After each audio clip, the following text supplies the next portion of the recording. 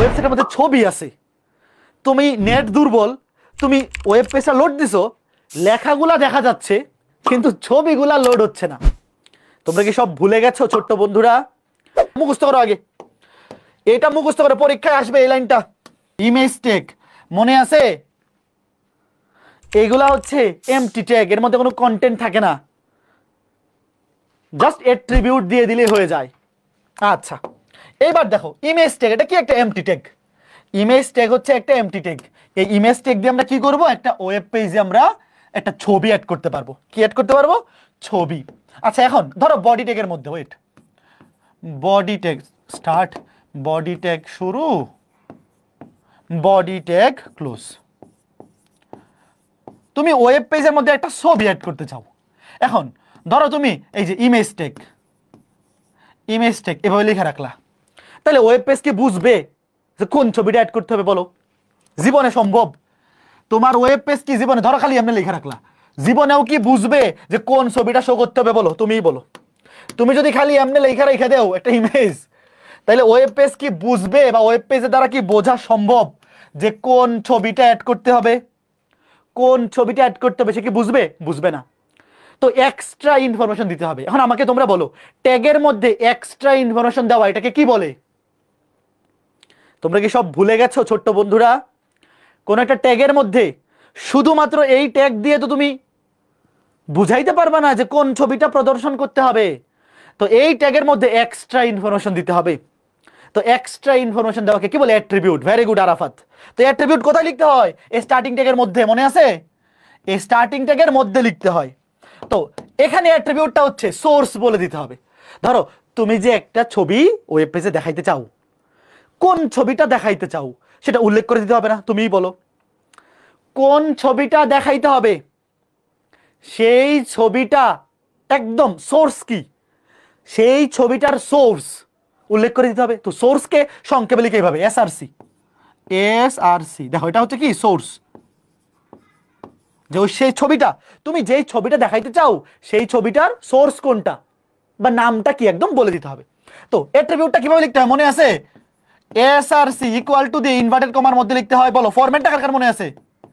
Attribute লিখার format কার কার মনে আছে? মনে আছে নাকি ভুলে গেছো?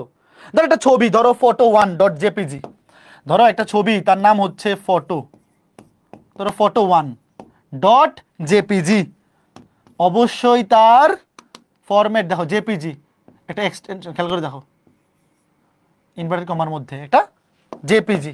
এটা কি? এটা একটা এক্সটেনশন যেটা বোঝাইতেছে যেটা কি জেপিজি ফাইল, মানে এটা একটা ছবি। নামটা বুঝতেছো? নামটা লিখে দিতে হবে। এরপরে আরো একটা জিনিস আছে, কি জানো? আচ্ছা তোমরা কি কখনো এরকম দেখছো যে একটা ওয়েবসাইটে লোড দিছো, তোমার নেটওয়ার্ক খারাপ, এই জন্য ছবিগুলা দেখা যাচ্ছে না? এরকম কি কেউ কখনো ফেস করছো যে একটা ওয়েবসাইটের মধ্যে ছবি আছে, তুমি নেট দুর্বল, তুমি ওয়েব পেজটা লোড দিছো, লেখাগুলা দেখা যাচ্ছে কিন্তু ছবিগুলা লোড হচ্ছে না?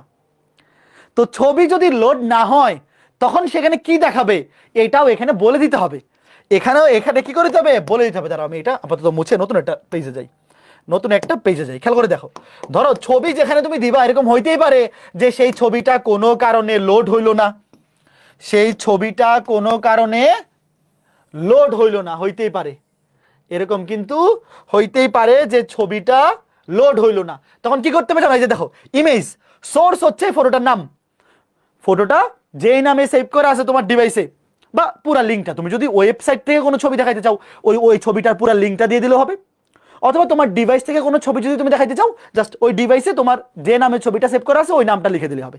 এখন কথা হচ্ছে যদি লোড না হয় তাহলে অল্টারনেটিভ, দেখো এটা হচ্ছে অল্টারনেটিভ, অল্টারনেটিভ যে যদি ছবিটা অল্টারনেটিভ, যদি ছবিটা লোড না হয় তাহলে কি দেখাবে? এটা একটা attribute, ALT alternative equal to দিয়ে কি শো করবে বলো? ধরো ছবিটা আমার ছবি, ধরো এই যে এখানে ছবিটা, এই ছবিটা হচ্ছে অভিদত্ত তুষারের ছবি। তো যদি কোনো কারণে লোড না হয় তা তুমি যদি এখানে লিখে দাও যে এই ছবিটা হচ্ছে অভিদত্ত তুষারের ছবি, অভিদত্ত তুষার, তাহলে তুমি এই জিনিসটা শিওর না যে কেউ যদি লোড করার পরে ছবিটা দেখতে নাও পারে তাহলে সেও একটা আইডিয়া পাওয়া যাবে যে এটা কার ছবি। তোমরা কি বুঝছো ঘটনাটা? কে কে বুঝছো একটু বলো। শোনো, আমি আবার বলতেছি, তুমি ওয়েব পেজে একটা ছবি দেখাইতে চাও, প্রথম কথা হচ্ছে ইমেজ ট্যাগ নিতে হবে, তার মধ্যে ছবিটার সোর্স বলে দিতে হবে যে তোমার ডিভাইসে কি নামে সেভ করা আছে, অথবা তুমি যদি কোনো ওয়েবসাইট থেকে অন্য একটা ওয়েবসাইট থেকে ছবি নিতে চাও তাহলে ওইটার লিঙ্কটা এখানে বসে দিতে হবে। আপাতত তুমি খালি নামটা দিয়ে শিখো, পরীক্ষা যখন আসবে নাম দিয়ে আসবে। তো দেখো এই যে সোর্সের মধ্যে, সোর্স অ্যাট্রিবিউটের মধ্যে এই ছবিটার নাম মেনশন করে দিতে হবে। এরপরে অল্টারনেটিভ, যে ছবিটা যদি কোনো কারণে লোড না হয়, সেটা কিসের ছবি ছিল, ছবি না দেখেও যেন একজন ক্লায়েন্ট বুঝতে পারেন যে সেখানে কিসের ছবি ছিল, এই জন্য অল্টারনেটিভ। এই অল্টারনেটিভ অ্যাট্রিবিউটের মধ্যে তুমি ওই ছবির একটা ডেসক্রিপশন, ছবিটার একটা তথ্য দিয়ে রাখবা যে এটা অভিদত্ত তুষারের ছবি, বা ধরো একটা কুত্তার ছবি তার ডগ, বা ধরো বিড়ালের ছবি তাহলে কেট, বা একটা গরুর ছবি কাউ, মানে কিছু একটা লিখে দিবা যে লোড না হলে যাতে ওই নামটা দেখে একজন বুঝতে পারে যে এখানে অমুক এমন একটা ছবি হয়তো ছিল।